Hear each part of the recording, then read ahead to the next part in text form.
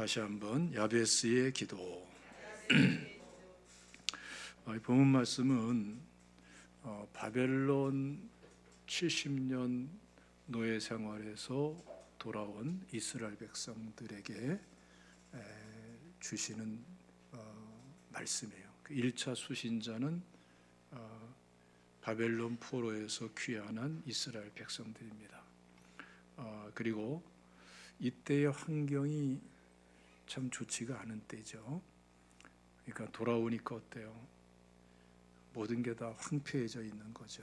성전도 무너져 있고 성벽도 무너져 있고 또 집도 다 무너져 있고 다시 새로 지어야 되는 상황이고 농토도 또 목축도 할 수 있는 그런 상태가 아닙니다. 아주 황폐해져 있는 상태. 그 주변의 이민족들이 옮겨와 살면서 또 여러 가지 신앙생활을 회방하고 성전 건축, 성벽 건축하는 것도 회방하는 이러한 그 환경 속에 처해 있었습니다. 참 어려운 상황이죠. 바벨론에서 가나안 땅까지 오는 거리가요. 우리가 지금 보면은 안산시에서 저 일본의 도쿄까지 가는 그 정도 거리에 해당됩니다. 그 길을 걷고 걸어서 몇 달간에 걸쳐서 걸어서 왔는데 그야말로 목숨 걸고 온 것이죠. 그런데 와 보니까 황폐해 있는 환경. 말씀 따라서 또 성전을 세우고 하나님을 섬기고자 왔는데 정말 그 다음 시간을 기약하기가 어려운 이러한 상황에 놓여져 있는 것입니다. 이때 하나님께서는 에스라를 통해서 에스라서를 통한 말씀도 주시지만 또 그 못지않게 중요한 게 바로 오늘 본문의 역대상 말씀이에요. 에스라를 통해서 역대상 말씀을 기록하게 하시면서 그 포로에서 돌아온 이스라엘 백성들에게 해답을 제시하는 거예요. 굉장히 중요한 것이죠. 그러니까 이 말씀은 1차 수신자는 포로 귀환한 이스라엘 백성들이지만 모든 시대의 모든 그리스도인들을 향한 하나님의 말씀이기도 한 것입니다. 특별히 오늘 이 말씀은 이렇게 함께 예배드리지만 이 중에서도 포로에서 귀환해 돌아온 그리고 환경은 이렇게나 척박하고 황폐한 환경에 놓여져 있는 뭔가 믿음으로 살려고 하지만 현실은 따라주지 않는 이러한 입장에 놓여 있는 우리 성도님들에게 가장 직접적인 말씀이라 생각이 됩니다. 그 외에도 자신의 지금까지 살아온 인생의 여정을 또 돌이켜 볼 때에 오늘 본문의 이스라엘 백성들처럼 이러한 상황이 주마등처럼 다 스쳐가면서 지금 내 인생의 좌표가 무엇인가 이것을 재정립하고자 하는 또 그럴 때가 시기적으로 돼 있는 그러한 성도님들에게 굉장히 중요한 말씀입니다. 그리고 더 나아가서는 이제 현재에 안주해 있지 않고 여기서 그 다음 단계로 다음 차원으로 그것이 경제적인 문제든 인간관계 문제든 사회적인 위치든 영적인 문제든 다음 단계로 진입해 들어가고 다음 차원으로 도약해 가고자 하는 그러한 열망은 있지만 현실에 부딪히고 있는 그러한 성도님들에게 굉장히 중요한 말씀인 것입니다. 하나님께서는 이들에게 굉장히 중요한 말씀을 주시는데요. 이 역대기 상 말씀을 통해서 이 중요한 포인트들을 우리가 잡을 수가 있어요. 먼저는 하나님께서 에스라를 통해서 이스라엘의 역사를 재정립해줘요. 이미 이스라엘의 역사는요, 창세기부터 쭉 와서 사무엘 상하 쭉 이렇게 이어지면서 이미 다 진술돼 있어요. 그런데 바벨론 포로에서 돌아와 있는 이 이스라엘 백성들이 자신들이 알고 있는 또 자신들이 경험해 온 그러한 이스라엘의 역사를 어떠한 관점에서 바라봐야 될 것인가? 소위 말하는 역사관에 대해서 말씀을 하는 거예요. 그래서 역대기 상의 말씀은요, 앞에서 진술한 말씀들과 관점이 달라요. 어디에 초점 맞춰져 있습니까? 바벨론 포로에서 돌아온 이스라엘 백성들이 어떠한 역사관을 가지고 자신들의 역사를 바라볼 것인가, 그것을 제시하는 거예요. 그 역사관이 분명해야지만이, 그 관점이 하나님의 관점과 일치돼야지만이 이 위기를 딛고 일어서서 도약할 수 있다는 것을 여기서 말씀을 하고 있는 것입니다. 그래서 여러분, 우리가 우리의 현실과 그 다음에 그 다음 단계를 기대하면서 나갈 적에 제일 먼저 정립할 게 뭐냐면은 하나님의 관점에서의 역사관인 것입니다. 우리가 오늘날 우리나라 같은 경우 보면은 정말 불행한 것인데, 역사를 논하지도 못하고 가르치지도 못해요. 이게 불행한 일입니다. 분명히 우리 역사는 있는데 역사에 대해서 어느 단계까지 얘기하면 난장판이 돼버려요. 싸움판이 돼버려요. 교과서를 만들지도 못하고 가르치지도 못하고. 역사를 잃어버린 민족에게는 미래가 없다는 말이 있는데, 지금 우리나라는 지금 이러한 어처구니 없는 현실에 놓여져 있습니다. 이런 상황이 계속되면요, 이 나라는, 이 민족은 그 다음 단계로 나갈 수가 없어요. 적어도 우리 그리스도인들은 그럼에도 불구하고 하나의 중요한 기준과 소망이 있는데, 그것이 뭐냐 하면은 오늘 본문에서 말씀하는 성경적인 역사관이에요. 이건 구석서적인 관점에서도 볼 수 있고, 하나님께서 특별한 섭리 속에서 주권적으로 역사하시는 하나님의 손길을 읽어낼 수 있는, 지금 이 역대기 상을 통해서 하나님이 제시하시는 역사관인 것입니다. 너희들 지금 너희들의 역사에 대해서, 과거에 대해서 많은 공부를 했고 많은 얘기를 들었고 많은 것을 전승받았지만, 지금 바벨론 포로에서 돌아온 이 황폐한 현실에서 딛고 일어나기 위해서는 내가 지금 말하는 나의 관점을 가지고 너희 역사를 바라봐라, 지금 말씀하는 거예요. 우리가 지금까지 개개인의 인생을 다 각기 다르게 살아왔지만, 그러나 하나님께서 원하시는 건 뭐예요? 우리 자신의 살아온 그 인생의 여정을 세상이 말하는 대로, 내 생각에 떠오르는 대로, 내 마음에 내키는 대로, 내 기분대로, 내 관점대로 보는 것이 아니라 하나님이 어떻게 주권적으로 섭리해 왔는가, 너의 인생을 나의 관점에서 봐라, 이걸 말씀하는 거예요. 이 관점이 중요한 것입니다. 여기서부터 해석이 새로워지고 여기서부터 방향성과 목적성이 달라지기 때문에 중요한 거예요. 여러분들의 인생에 하나님의 관점을 받아들이시기를 주님의 이름으로 축원합니다. 그래야지만이 딛고 일어설 수가 있는 거예요. 또 한 가지는, 본문은 족보를 굉장히 중요시합니다. 전부 29장으로 되어 있는데 그 중에 9장이 족보예요. 1장부터 9장까지. 그러니까 약 3분의 1 정도가 족보예요. 그래서 성경을 읽으면서 마태복음 1장부터 읽기가 힘들죠. 낳고 아이고 졸려라, 이렇게 되는데, 구약에서 어려운 본문 중에 하나가 바로 오늘 본문 말씀이기도 해요. 1장부터 쭉 나오면 계속 족보가 나오니까, 하염없이 나오니까, 3분의 1 나오니까 얼마나 힘들어요. 그래서 역사상 모든 그리스도인들은 여기에서 졸음에 빠져버리는 경우들이 많이 있었고, 이건 남의 얘기가 아닐 거예요. 근데 여기서 깨달으면 굉장히 중요한 내용이 있는 거예요. 왜 이렇게 악착같이 족보에 대해서 하나님께서는 진술하도록 에스라에게 말씀하셨는가? 이 족보가 결국은 무엇을 가르치는 거죠?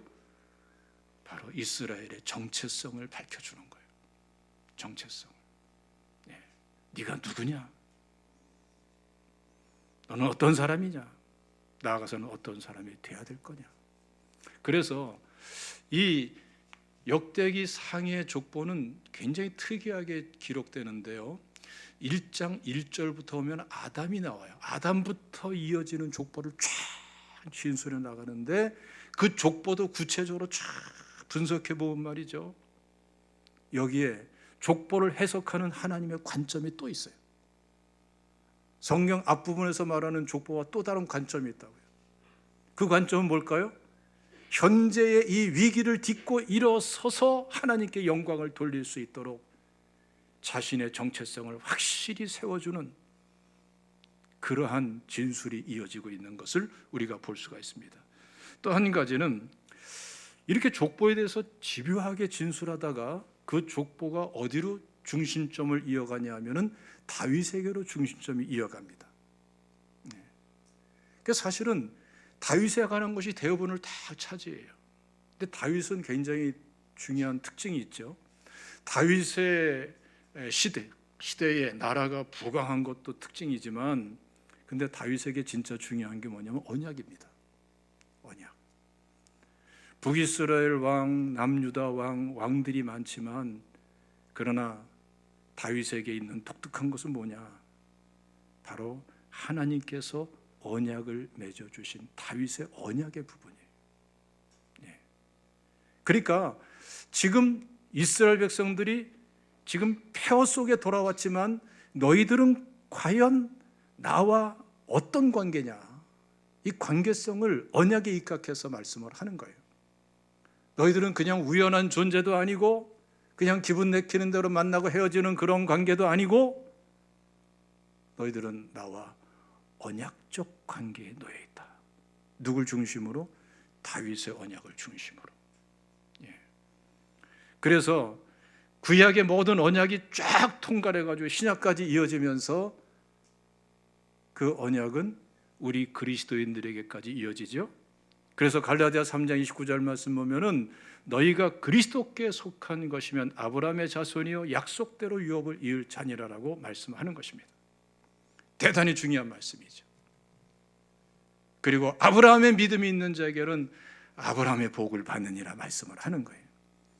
너희들은 그냥 막연한 관계가 아니고 나랑 언약적 관계다. 그래서 하나님과 이 바벨론 포로에서 돌아온 이스라엘 백성들의 관계를 그냥 관계가 아니에요. 언약적 관계로서 규정을 짓고 그 맥락 속에서 너희는 너희의 현실을 맞이하고 있는 것이다. 다시 말하면 너희의 현실적인 문제는 그냥 너희들의 노력만으로 수고만으로 해결하는 것이 아니다. 나의 언약 속에서 해결하는 것이다. 이게 무슨 의미인지 아십니까, 여러분? 자, 우리 쉽게 생각하면 이겁니다. 하나님은 하나님의 백성들과 맺은 언약을 깨뜨려요, 안 깨뜨려요? 안 깨뜨리는데 어느 정도를 안 깨뜨려요? 절대로 안 깨뜨려요. 절대로 안 깨뜨려요. 근데 우리 인간은 하나님과 하나님 맺어주신 언약을 깨뜨려요, 안 깨뜨려요? 깨뜨리는데 어느 정도로 깨뜨려요? 절대로 깨뜨려요. 이게 극명하게 대조가 되는 겁니다. 근데 하나님께서는 우리 인간이 깨뜨린 언약까지도 책임져 주시고 언약을 회복시키기 위해서 어떻게 하셨어요? 그래서 예수님이 오신 거예요. 십자가를 지신 거예요. 대신 죄값을 지불하신 거예요. 그리고 하나님 맺은 언약을 회복하신 거예요. 여러분, 이러한 패턴 속에서, 이러한 구조 속에서 우리의 삶의 현장 문제가 풀어지기를 하나님은 원하시고요. 그 메시지를 다윗의 왕권, 다윗의 언약 속에서 지금 펼쳐줘서 설명하고 계시는 거예요. 예를 들어서 이런 겁니다, 여러분. 여러분들 기도할 적에 기도 응답이 중요하지요. 응답받는 기도를 할 수 있는 사람과 응답받지 않는 기도하는 사람하고는 천지 차이예요. 여러분들 기도 생활할 적에 응답받는 기도 생활에 초점을 두시기를 축원합니다. 막연한 기도하지 마시고 응답받는 기도. 어려워 보여도 하면은 하나님이 도와주신다. 이루어 주신다. 믿습니까? 자꾸 기도해서 응답받는 기도 훈련을 하고 계속 그 자리로 들어가는 그러한 훈련을 하시는 게 지혜로운 기도 생활이에요. 근데 그 응답받는 기도가 어떻게 이루어져야 쉬운지 아십니까? 정말 중요한 거는 기도의 양이 중요해요. 기도의 시간을 늘릴수록 복된 줄로 믿으시기를 축원합니다. 아멘 한 사람들에게 축복이 임할 줄로 우리 믿어버립시다. 그리고 깊은 기도가 중요하죠. 금식기도 중요하고 방법상에 있어서 작전기도 중요하고 새벽기도 얼마나 중요해요. 너무나 중요해, 너무나 중요해. 그런데 그거 플러스 핵심이 뭐가 있어야 되냐면은 언약적 기도가 중요한 거예요. 언약적 기도. 어떠한 방식으로 기도하든 간에 언약적 기도가 돼요. 언약 성취적인 기도가 돼야 돼요. 그것은 뭐냐면은 하나님은 반드시 하나님이 언약하신 것은 세상에 두 쪼가리 나도 천지가 개벽하더라도 성취하셔요. 그러면 누가 문제예요? 하나님은 문제가 하나도 없어. 누가 문제예요? 내 문제야, 내 문제. 그러니까 내가 하나님 앞에서 언약을 지키면서 기도하면은 그 기도는 응답돼야 안 돼요. 응답되는데 반드시 응답되는 거예요. 할렐루야. 이거 잘 활용을 하세요. 이거 노다지와 같은 말씀을 드리는 거예요. 이 금사라이 같은 말씀을 놓치면은 후회하는 거예요. 내가 하나님의 언약을 지키면은 하나님은 반드시 언약을 지킨다. 그리고 내가 늘 주님을 배반하고 깨뜨리고 언약을 깨뜨리고 왔지만 보혈의 은혜, 대속의 은혜, 속량의 은혜가 이미 베풀어졌고 이걸 회복할 수 있는 은혜를 주셨기 때문에 지금이라도 정신 바짝 차리고 하나님 말씀대로 믿음으로 순복해 가면서 언약을 지키며 기도해 나가면은 하나님은 반드시 응답하신다. 반드시 성취하신다. 그 과정에 의심도 생기고 답답함도 있고 될까 안 될까 고민도 생기고 안 될 것 같은 그러한 부정적인 확신도 있고 그렇지만 그러나 우리 속에 그것만 있는 게 아니에요. 우리 하나님께서 성령의 감동으로 말씀에 대한 확신도 한쪽에 주고 계세요. 불신을 붙잡지 말고 믿음을 붙잡고 말씀 따라 순복하며 말씀 따라 행하며 하나님의 언약을 내가 지킬 말씀에 대한 언약을 지키며 한 걸음 한 걸음 나가면은 하나님은 반드시 역사하신다. 홍해가 갈라지게 하신다. 요단강이 갈라지게 하신다. 여리고성이 무너지게 하신다. 안악자손을 쓰러뜨리게 하신다. 골리앗도 쓰러져 버리는 거예요. 헤브론도 점령되는 거예요. 큰 산은 무엇이냐? 내가 수르바벨 앞에서 평지가 되리라. 평지가 돼버리는 거예요. 이거는 내가 하는 게 아니라 내가 언약을 지키고 있는 한 누가 하십니까? 하나님이 하시는 거예요. 이건 해보면 알아요. 되는구나. 되는구나 정도가 아니라 될 수밖에 없구나. 이 언약 성취적인 기도, 이 기도에 능한 여러분들 되시기를 주님의 이름으로 축원합니다. 할렐루야. 뿐만 아니라 지금 바벨론 포로에서 돌아온 이 폐허 속에 있는 이스라엘 백성들에게 지금 결국은 강조하시고 원하시냐면은 성전 중심의 예배를 원하시는 거예요. 그래서 다윗의 언약이 다윗에 관한 말씀이 쫙 나옵니다만은 그 다윗에 관한 말씀의 핵심 속에 쫙 흐르는 것은 뭐냐면 예배예요. 예배에 관한 말씀이 쫙 흐르는 거예요. 그래서 다윗이 하나님 앞에 안타까운 마음을 가지고 속으로 고백하잖아요. 그렇죠? 나는 백향목 궁에 거주하거늘 여호와의 언약궤는 휘장 아래 있도다. 이걸 하나님이 들으셨단 말이에요. 그러면서 하나님께서 다윗에게 언약을 맺으시죠. 그 축복을 하시죠. 자, 이 성전 중심의 마음이 하나님께 드려질 때 하나님 기쁘시게 받으셨어요. 뿐만 아니라 몇 가지만 말씀드리는 거예요. 역대상 25장 말씀 보면은 다윗이 언약궤를 궁궐 안으로 모셔오고 거기다 장막을 치죠. 그 이유가 왜 그런 줄 아시죠? 지금 기브온에 있는 성막은 수백 년 너무나 오랫동안 다 낡았어요. 그 귀한 것들이. 그래서 거기선 제사 번제만 드렸어요. 그래서 솔로몬의 일천 번제도 거기서 드리는 거예요. 근데 성막의 기능을 제대로 할 수가 없어요. 그리고 하나님께서는 솔로몬 성전을 짓도록 허락을 하신 그런 상태에서 하나님께서는 다윗에게 크게 두 가지를 만나주시면서 두 가지를 이루시는데, 한쪽에서는 하나님께서 다윗에게 앞으로 지어질 솔로몬 성전의 설계도를 쫙 보여주세요. 그 말씀이 역대상 28장 19절에 나오죠. 다윗이 이르되 여호와의 손이 내게 임하여 이 모든 일의 설계를 그려 나에게 알려주셨느니라. 모세에게 성막을 알려주시듯이 다윗에게는 솔로몬 성전에 지어질 그 성전의 설계도를 쫙 알려주신 거예요. 그 사이에 어떤 일을 이루시게 하시는가? 다윗의 장막에서의 찬양이 울려 퍼지게 하시는 거예요. 솔로몬 성전에 지어지기 전까지. 그래서 무려 288명의 성가대가 찬양팀이 구성이 돼가지고 24시간 조를 나눠가지고 끊임없이 하나님께 찬양의 제사를 드리는 거예요. 예?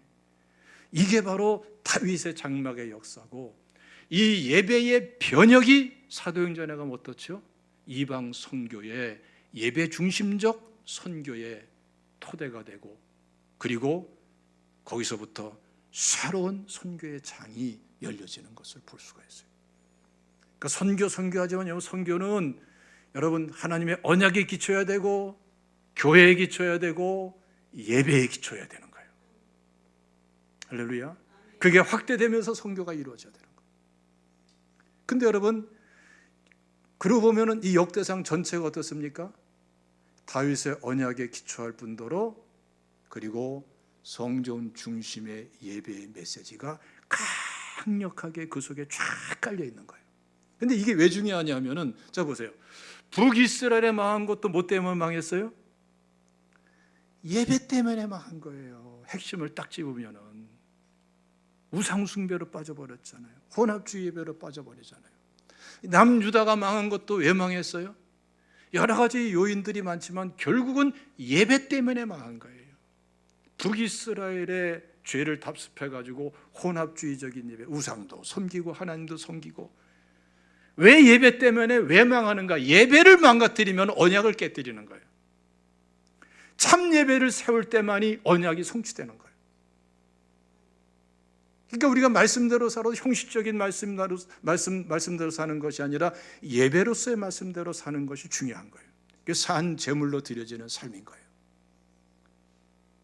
그러니까 다윗의 이 모든 것을 통해서 성전 중심의 예배를 강조하면서, 너희들 어려우니까, 황폐하니까, 지금 척박한 환경에 있으니까, 위기 속에 있으니까 너희들이 무엇을 통해서 어떻게 언약을 성취할 것인가? 잃어버린 예배를 찾아라. 잃어버린 예배를 회복하라. 어떻게 생각하면 논리적으로 맞지가 않아요. 아니, 경제 문제가 있는데 무슨 예배? 지금 외적의 위협을 받고 있고 산발랏이 와서 막 공갈 협박하는데 무슨 예배? 논리적으로 맞는 것 같지 않지만 하나님께서 말씀하시는 것은 예배를 말씀하시는 거예요. 여러분들, 하나님과의 관계가 언약적 관계 속에서 참되게 회복하기 위해서는 무엇을 통해서 회복하는 거예요? 예배를 통해서 회복하는 거예요. 예배 귀한 줄로 믿으시기를 주님의 이름으로 축원합니다. 사실은 예배가 어떠냐에 따라서 생사화복이 좌우되는 것이고, 하나님과의 관계가, 언약적 관계가 깨지냐 세워지냐라는 것이 좌우되는 거예요. 예배가 얼마나 중요한지 알겠죠? 그렇죠? 이걸 지금 말씀을 하고 계신 것입니다. 또 한 가지만 더 말씀드리면은, 이 신명기적인 사관을 가지고 말씀을 하고 계시는 거예요. 모세 오경 중에 신명기는 어떤 역할을 하죠? 창세기, 출애굽기, 레위기, 민수기, 그리고 신명기인데, 신명기는 앞에 있는 네 권의 모세 오경의 책들을 해석적인 그러한 의미가 깊게 담겨 있는 거예요. 이 신명기는 사실은 모세 오경 전체를 끌어안고 있다고 말할 수 있는 거예요. 근데 여기서 중요한 구조가 있어요. 그게 뭐냐면은, 말씀대로 살면은 축복하겠다. 말씀을 버리면은 내가 너희를 심판하겠다. 우린 종종 마귀가 심판한다 생각하기 쉬운데 그거 아닙니다. 하나님이 심판하시는 거예요. 여기에서 핵심적인 장이 28장이죠. 신명기 28장은 뭘 말씀합니까? 말씀대로 살면은 축복 주신다면 들어가도 복을 받고 나가도 별 복이 다 나와. 기억하기도 어려울 정도로 엄청난 축복에 대해서 말씀해요. 그래가지고 또 하반부에 들어가면 어떻습니까? 말씀대로 안 살면은 이런 저주받고 저런 저주받고 그거 막 읽다 보면 말이죠, 공포에 질릴 정도로 다 그래. 제가 지금도 생각나는 것은 이 강단을 리모델링한 회사의 사장님이 장로님이에요. 이 시청 일을 많이 하시는 분이신데 일 다 마치고 나서 김 장로님하고 저 방송 공사한 한 장로님하고 또 우리 요 공사하신 사장님하고 저하고 내에서 식사하면서 제가 가만히 이제 좀 살펴봤어요. 세 분 장로님 중에 누가 제일 훌륭한가? 제 마음속에는 우리 김용수 장로님이 제일 훌륭하면 좋겠던 거예요. 그런 냉정하게 쫙 봤더니 김 장로님 계신가? 어디 있어요? 있어요? 아, 거기 있구나. 있어요. 있어도 괜찮아요. 나는 그냥 막 얘기해 버리니까. 달게 들어야지 뭐. 제가 정말 제가 우리 김 장로님 아끼죠. 그런데 순서로 매기면 한진희 장로님이 1등이더라고. 한진희 장로님은 별거 없어요, 사실은. 근데 이분은 영혼 사랑하는 마음이 있어. 그게 특별해. 그 부산 세계력교회가 엄청나게 큰 교회거든요. 그 교회에서 전도왕을 몇 년째 하시는 거예요. 이게 단순 전도왕이 아니고요. 딱 얘기 나눠보고 하나하나 이렇게 공사하면서 겪는 일을 보면은 탁탁탁탁 나와요. 무의식적으로 본능적으로 그 중심에서는 한 영혼을 사랑하는 마음이 살아있어. 그 내가 이게 틀린 거예요. 그 다음에 2위는 누굴까요? 우리 김적수 장로님. 그 3위는 이제 우리 강당공사 하신 분인데 그분도 굉장히 훌륭하시더라고요. 아들이 둘이 있는데 식사 기도할 때마다 그렇게 기도한대요. 신명기 28장 기도를 한대요. 하나님, 우리 아들들이 하나님 말씀대로 살면은 이런 축복 주시고 저런 축복 주시고 이런 축복 주시고 저런 축복하시고 그런 기도하고 절반 쪽은 어떤 기도하냐면은 하나님이 얘들이 하나님 말씀 버리고 예배 소홀히 하고 신앙생활 게으리 하면은 다리 몽둥이 부러지게 하시고 차 사고가 나서 죽을 고비를 넘겨서라도 회개하고 돌아오게 하시고 연병으로 내려치든지 죽든지 살든지 애들 돌아올 때까지 내려치시고 이런 기도를 앉혀놓고 기도한대요. 이게 어릴 때부터 기도하다 보니까 수십 년 쌓여가지고서 애들이 얼마나 신앙생활 잘하는지 모른대. 야, 나 그걸 내가 몰랐구나 싶더라고요. 여러분들 한번 오늘부터라도 신명기 28장 기도를 좀 하면 좋을 것 같아요. 할렐루야. 그랬더니 애들이 말이죠, 진짜 신앙적으로 사니까 아이들을 축복하고 그리고 그 회사도 하나님 축복해가지고 뭐 IMF고 뭐고 간에 그 회사가 말이죠 유일하게 불황이 없었대. 안정되게 쫙 오는 거예요. 야, 신명기 28장 축복이 너무나 귀하더라고요. 할렐루야. 그러니까 여러분 지금 잘 들으세요. 바벨론 포로에서 70년 만에 돌아와서 황폐한 땅에 머물러 있는, 그러면서 이제 뭔가 살아봐야 되는데 하면서 여러 가지 현실적인 문제에 부딪히고 있는 이 사람들에게 신명기의 역사관을 전하는 거예요. 말씀대로 살면 축복받는다. 말씀대로 살지 않으면 심판받는다. 근데 여러분 가만히 여러분들 돌이켜보세요. 남의 것은 잘 모르니까 여러분들 자신을 돌이켜보라 이거예요. 지금까지 신앙생활에 오면서 여러 가지 일들을 많이 겪죠. 근데 진짜 어려운 일도 겪기도 하죠. 그 어려운 지경에 처했을 때에 하나님은 우리의 기도를 어디로 인도할까요? 분명한 사실은요, 뜨뜻미증하는 상태에서 머무르게 하질 않으세요. 이것도 아니고 저것도 아니고 라오디아 교인들처럼 세상 탐닉하면서 그냥 믿는 체하고 살아가는 이러한 양다리 걸치는 신앙생활로 머무르게 하질 않으세요. 결국은 그 고난을 통해 가지고 몰아넣으시는 것이 어느 시점까지 몰아넣으시냐? 말씀대로 안 살면 죽겠구나, 말씀대로 살아야만 살겠구나, 이를 몰아가시는 거예요. 선을 확 그어주시는 거예요. 그리고 거기에서부터 우리 심령 속에 새로운 믿음이 자라나게 하세요. 말씀대로 살면은 나는 일어날 수 있다, 재기할 수 있다, 하나님은 나를 살린다. 내가 비록 요나처럼 물고기 뱃속에 갇혀있는 그러한 처참한 환경이고 막막한 환경일지라도 하나님은 내가 말씀으로 돌아오면은 물고기가 요나를 토해내게 하듯이 이 문제가 나를 토해내게 하신다. 이 분별과 이 확신으로, 이 결단으로, 이 선택으로 돌아가게 하시는 분이 하나님이세요. 그리고 실제로 역사하십니까, 안 하십니까? 하나님은 그렇게 역사하세요. 그 증거가 뭘까요? 여러분들이 지금 살아있다는 거예요. 그렇죠? 여러분 생각해 보세요. 지금 내가 여기 서 있다는 게 이게 쉬운 일이 아니고요, 지금 여러분들이 여기 앉아 있다는 게 결코 쉬운 일은 아니었어요. 지금까지 살아온 과정을 보면. 그리고 하나님께서는 무엇을 분기점으로 해서 우리를 여기 세워두고 여기 앉혀주셨는가? 신명기 말씀 그대로, 말씀대로 살면은 축복받는다, 말씀을 버리면은 너는 심판받는다.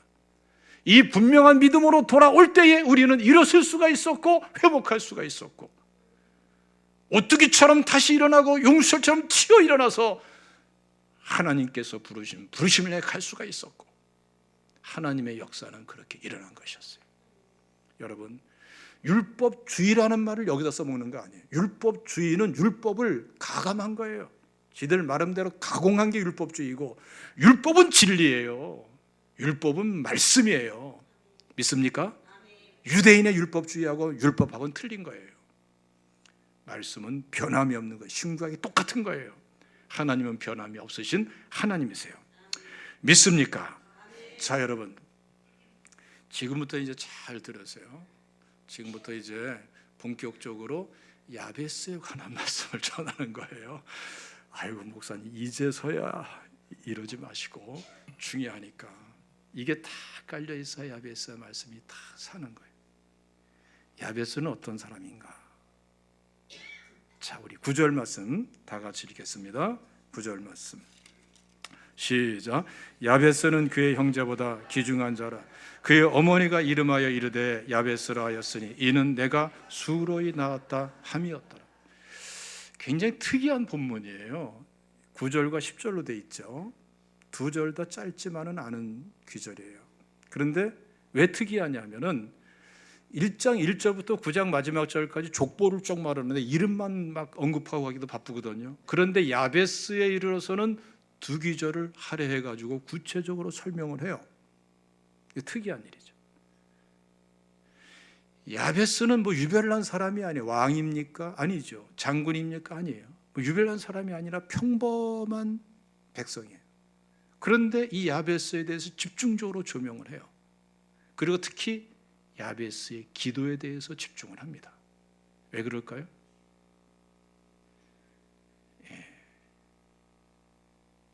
역대상 말씀이 이스라엘 전체 역사를 재해석하면서 바벨론 포로에서 돌아온 이스라엘 백성들이 딛고 일어서야 될 핵심적인 메시지에 초점 맞춰져 있다면은 야베스에 관한 말씀은요, 역대상에서 말씀하는, 다시 말하면 위기를 딛고 일어서야 될 한 사람의 성도가 어떠한 믿음을 갖고 있었는가, 그 믿음이 어떤 믿음인가, 그 믿음이 곧 바벨론 포로에서 돌아와서 일어서야 될 그 백성들이 가져야 될 믿음이고, 역대상 전체를 통해서 하나님의 관점에 맞게 설명한 그 말씀이 그대로 담겨 있는 믿음인데, 그 대표적인 인물이 누굽니까? 야베스라는 거예요. 그래서 야베스라는 인물, 야베스의 기도는 굉장히 중요한 거예요. 그런 의미에서 야베스는요, 오늘 말씀 보면은 평범한 사람이지만 형제보다 존귀한 자, 귀중한 자라고 말씀합니다. 그런 점에 특이합니다. 평범하지만 탁월한 사람이 되어버렸어요. 야베스는 또한 그 어머니가 뭐라고 말했어요? 수고로이 낳았다. 뭐 신체적으로 건강이 어려서 난산을 했던, 환난 속에서 낳았던, 가정 불화가 있었던, 무슨 어떤 일이 있었는지 모르지만 굉장히 어렵고 어려운 중에서 태어난 아들이에요. 편치 않은 환경에, 위기 속에서, 환난 속에서. 야베스란 이름 자체도 슬픔, 고통이라는 뜻이에요. 이름을 져줬는데 슬프다, 고통스럽다, 이러한 이름을 져줬어요. 그러니까 여러분 참 심상치 않은 인물인 것이죠. 기구한 환경에 태어난 사람이라는 거예요. 그런데 이러한 사람이 환경으로 봐서는 바벨론 포로에서 돌아와서 폐허 속에 있는 이스라엘 백성과 똑같아. 위기야. 그러나 기회를 향해서, 성취를 향해서 나가는 사람이었어요. 그 내용이 10절에 나와 있죠. 다 같이 읽겠습니다. 시작. 야베스가 이스라엘 하나님께 아뢰어 이르되 주께서 내게 복을 주시려거든 나의 지역을 넓히시고 주의 손으로 나를 도우사 나로 환난을 벗어나 내게 근심이 없게 하옵소서 하였더니 하나님이 그가 구하는 것을 허락하셨더라. 자, 야베스가 무엇을 했습니까? 중요한 거는 야베스는요, 이 남보다 어려운 절망스러운 환경 속에서 꿈을 꿀 줄 아는 사람이었어요. 꿈을 꾸는 사람. 그것도 무슨 꿈이에요? 축복받을 수 없는 환경인데 축복을 꿈꾸는 사람. 이게 굉장히 중요한 것입니다, 여러분. 오늘부터 여러분 하나님께 주시는 축복을 꿈꿀 수 있는 사람 되시기를 주님의 이름으로 축원합니다. 환경 탓하고 누구 탓하고 부모 탓하고 이러지 마세요. 내 환경은 이런데, 아이고 내 나이가 어때서가 아니라 내 나이는 이런데, 내 처지는 이런데, 나는 가진 것도 없고 스펙도 없고, 이런 소리 하지 말라 이거예요. 자기 자신을 제한시키고 한정시키는 사람이 돼서는 안 된다. 나는 이러니까 될 수 없어. 난 이거밖에 안 돼. 이게 최선이야. 여기까지가 끝이야. 아이고 나는 이제 결혼했는데 뭐. 결혼이 어때서? 결혼했으면 꿈을 다 접어야 돼요? 아무 소리 안 하는 거 보니까 내가 불안하네요. 막 접고 있는 것 같아요. 그러지 마세요. 여러분, 야베스는 남보다 어려운 극한 상황에서 하나님께 대한 기대감을 가지고 꿈을 꾸고 축복을 꿈꾸는 사람이었어요. 여러분, 꿈의 특성이 있어요. 꿈은요, 비현실적인 거예요. 그래서 꿈인 거예요. 현실은 아닌데 꿈은 꿀 수 있어요. 꿈은요, 여러분, 비논리적인 거예요. 논리적으로는 도무지 맞지 않아. 꿈은 비상식적인 거예요. 비합리적인 거예요. 도대체 맞아 들어가는 게 없는데 꿈이 모락모락 자라나. 꿈을 꿔. 상상의 나래가 펼쳐지면서. 이게 꿈의 아주 놀라운 기능인 거예요. 그렇기 때문에 우리 인간은 꿈을 꿀 때에 창의력이 생기고 꿈을 꾸면서 현실을 돌파해 나가고 있고, 정신적으로 꿈을 꾸면서 새로운 세계를 바라보고 새로운 성취를 향해서 나갈 수가 있는 거예요. 꿈은요, 하나님께서 주신 일반 은총 속에서의 특별한 기능이 있는 거예요. 그런데 이 꿈이 단순히 하나님 없이 꿈을 꾸면 그 꿈은 어떤 꿈이 되는 거예요? 어떻게 알았어? 하여튼 권사님은 참 야무지시네. 개꿈이 되는 거예요. 그런데 이 꿈의, 하나님 주신 꿈의 기능을 가지고 하나님의 말씀을 받아들이고 보혈의 은혜를 받아들이고 성령의 은혜를 받아들이고 하나님을 모셔드리면서 꿈을 꾸면 어떤 꿈이 되는 겁니까? 이거는 특별한 종이 되는 거예요. 하나님의 축복된 언약을 받아들이면 축복된 꿈을 꿀 수 있게 되는 거예요. 하나님의 계획이 나의 꿈이 되는 거예요. 하나님의 청사진이 나의 비전이 되는 거예요. 이 야베스는 이 어려운 환경 속에서 갇혀 있고 제한된 사람이 아니라 하나님을 향하여 나가면서 꿈을 꾸고 축복을 꿈꿨어요. 뭘 통해서? 기도를 통해서. 그래서 기도가 놀라운 거예요. 기도하면은 꿈을 꾸게 돼요. 기도하면은 축복을 꿈꾸게 돼요. 기도하면은 현실을 뛰어넘는 언어가 지금 내 입에서 내 심리를 쏟아져 나오게 돼요. 할렐루야. 이 기도의 위대성이 여기에 있는 거예요. 네. 여러분, 저는 이 말씀을 준비하면서 월트 디즈니 생각이 나더라고요. 월트 디즈니, 디즈니랜드 아시죠? 그 월트 디즈니가 굉장히 가난한 사람이에요. 어릴 때부터 너무나 가난해서 뭐 정말 이루 말할 수 없게 가난한, 어렵고 경제적으로 공부도 제대로 못하고 통신으로 겨우겨우 공부하고 막 이러한 상황이었어요. 근데 이 월트 디즈니는요, 하루는 그 창고에서 마른 빵 조각을 떼면서 혼자서 먹고 있는 그럴 때가 있었어요. 근데 거기에 쐐기가 쥐들이 왔다 갔다 빵 냄새 맡고 달려드는 거예요. 왔다 갔다 하면서. 근데 그것을 보면서 이 가난하고 찌들려 있는 이 월트 디즈니는 그 어린 나이에, 이때가 10대 초반입니다. 그 쐐기들을 보면서 상상의 나를 펴는 거예요. 쐐기에다가 옷도 입혀보고 쐐기가 웃는 모습도 두 손 벌리고 있는 모습도 그려보고 그 상상의 나를 펼치는 거예요. 꿈을 꾸는 거죠. 전혀 비현실적이에요. 근데 월트 디즈니가 20세가 돼가지고서 헐리우드 쪽으로 오게 됩니다. 통신으로 배운 그동안의 그림 그리는 거 이런 거 다 모아가지고서 거기에 겨우 이제 취직을 한 거예요. 근데 그 회사도 조그만 회사고 별별이 없어가지고 창고에서 그림을 그리고 있었어요. 근데 이 창고가 이 월트 디즈니에게는 참 중요한 계기를 마련해. 그 창고에서도 낡은 창고니까 쥐들이 왔다 갔다 하네. 어릴 적에 꿈꿨던 그 쐐기에 대한 그 환상을, 그 꿈을 이제는 그동안에 익힌 그대로 그림으로 그려내기 시작해요. 그게 바로 뭐예요? 미키마우스가 된 거예요.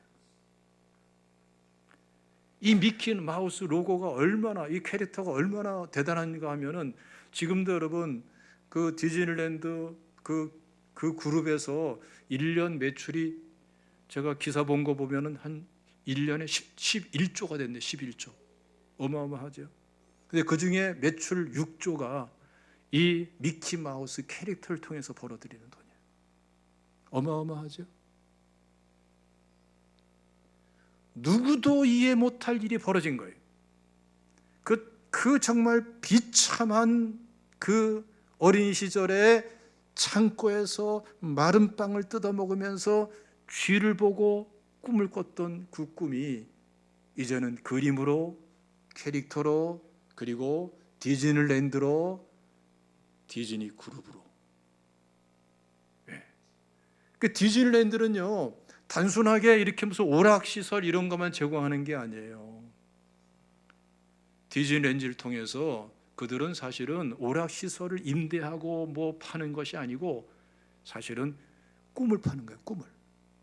전 세계 사람들이 일본이나 미국의 디즈니랜드로 와가지고 거기서 하루를 또 며칠을 계속 머무르면서 그러면서 디즈니랜드를 구경하고 거기서 뭐 여러 가지 참여하면서 알게 모르게 가족들이 꿈을 꾸는 꿈을. 현실과는 다른 비현실적인 꿈을 꿀 줄 아는 사람이 되는 거예요. 그래서 어떤 사람은 제가 직접 들었어요. 자기는 매년마다 디즈니랜드 간대. 가족들과 함께.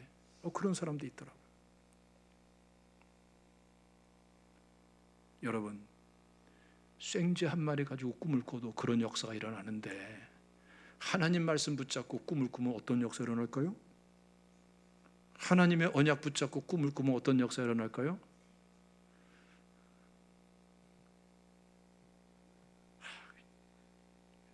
권사님이 대답을 잘했어.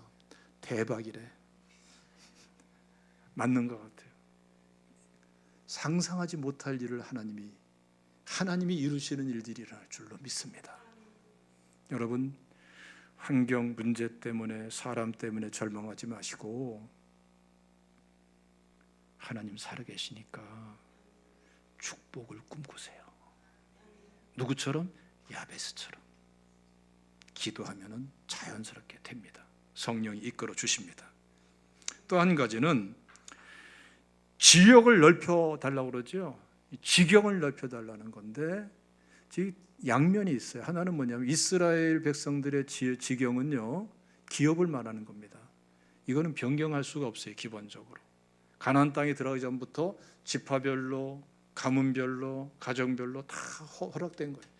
이거는 팔아먹지도 못해. 팔았어도 신년 되면 다시 돌려줘야 돼. 한시적인 거예요. 또 그 사이에 다른 가까운 친척이 대신 값을 지불하면 돌려줘야 돼. 이게 독특한 기업 구조예요. 그러니까 이건 대대로 물려받는 거예요. 그러니까 이 기업은 변경할 수가 없는 기본적인 속성이 있어요. 그런데 이 야베스는 아니라는 거예요. 우리 가문이, 우리 가정이 받은 땅은 이렇게 이만큼이지만 하나님, 나는 이것으로 안 되겠습니다. 나의 지경을 더 넓혀주세요. 더 넓혀주세요. 이게 야베스의 기도입니다. 여러분, 여러분들에게 주어진 것이 어디까지 생각하고 있습니까? 여러분들의 재능이, 여러분들의 지적인 능력이, 여러분들의 가지고 있는 물질이, 여러분들의 주어져 있는 기회가 어디서부터 어디까지 생각하십니까? 분명히 선이 보일지라도 우리는 구할 수 있어요. 더 넓혀주세요. 지경을 넓혀주세요. 여기까지 확인됐지만 더 넓힐 수 있는 분이 하나님이십니다. 그런데 놀라운 것은 넓혀질 수 있는 여지를 하나님은 이미 주셨어요. 이것을 우리가 창세기 49장 보면 알 수 있어요. 12아들이 태어났어요. 루벤 큰아들 쭉 나옵니다마는 루벤은 장자권을 잃어버려요. 장자권을, 리더십은 유다 지파가 가져가게 되고 장자권의 갑절의 축복은 요셉 지파가 받게 돼요. 대표적으로. 그렇죠. 레위 지파는 제사장이 돼버리고. 그러니까 12아들이 태어날 때에 분깃이, 기업이 정해져 있었지만 야곱이 12아들을 축복하는 그 사이에 분량이 다 달라져 버려요. 달라진 분량대로밖에 야곱은 축복할 수밖에 없었어요. 그 정도, 그 분량대로 축복할 수밖에 없었어요. 기업은 주어졌지만 어떠한 믿음을 가지고 사느냐에 따라서 기업의 분량이, 크기가, 형태가 다 달라지는 거예요. 그것으로 끝나지 않습니다. 야곱이 축복 기도한 그 12아들이 모세가 신명기 33장에서 이 12지파량에서 기도할 때 그 사이까지 또 분량이 달라져 버려요. 또 다 섞여져 버려요. 그 사이에 어떠한 믿음으로 사느냐에 따라서 그 지경이 달라지는 거예요. 기업이 달라지는 거예요. 중요한 메시지입니다. 야베스는 비록 평범한 사람이지만 내게 주어진 것이 이거군요 하고서 그냥 앉아있는 사람이 아니라 하나님 말씀으로 돌아가고 하나님께로 가까이 가니까 하나님은 정해주지만 또한 분량을 새롭게 하시는 분이시다. 하나님, 내 지경을, 내 지역을 넓혀주세요. 꿈이 있는 사람이에요. 이런 사람 되시기를 주님의 이름으로 축원합니다. 제일 답답한 사람이 어떤 사람이냐면, 나는 이걸로 그냥 내 인생 끝낼래요. 나는 이거밖에 안 돼요. 종짓그릇만한 그런 믿음 가지고 내 인생 이게 다예요. 자식들이나 잘 되죠. 그냥 그런 사람 보면 그냥 때려줄 수도 없고, 그냥 여러분들 그런 사람 있으면요 그냥 두지 마세요. 막 때려줄 수 있는 관계면 때려주고, 아니면 막 꼬집어주고, 말이라도 한 번쯤 먹여주고, 그냥 두는 것은 사랑하는 게 아니야. 꿈을 일깨워줘야 돼. 깨어나게 해줘야 돼. 너의 분량은 달라질 수 있어. 당신의 분량은 달라지게 있을 수 있어. 야베스처럼 기도해야 돼.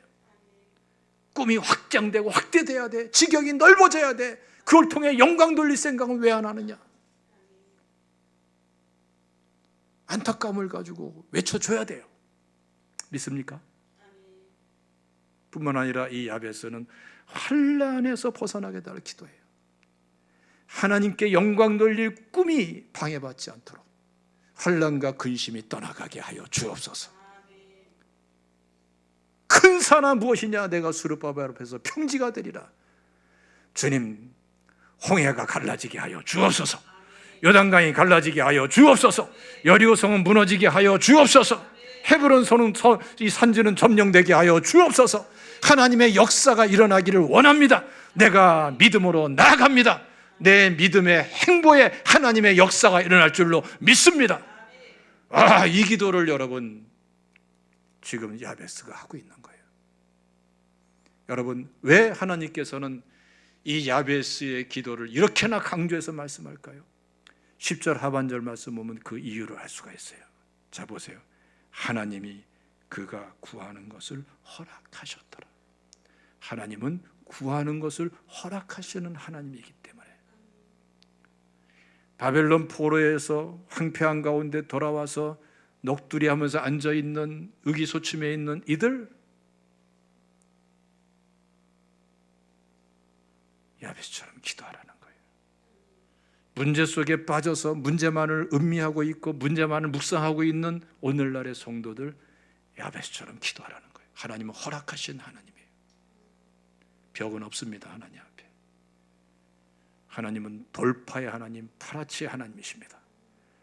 이 주간에도 하나님의 역사가 진행될 줄로 믿으시기를 주님의 이름으로 축원합니다. 기도하겠습니다. 주님 감사합니다. 오늘 말씀이 우리의 삶